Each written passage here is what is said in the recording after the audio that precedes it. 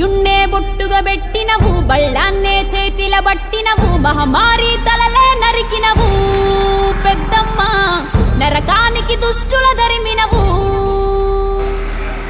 కైలాసం వద్దని ఇడిసినవు కలియుగమే మాకై వచ్చినవు మా పిల్లల చల్లగా చూసినవు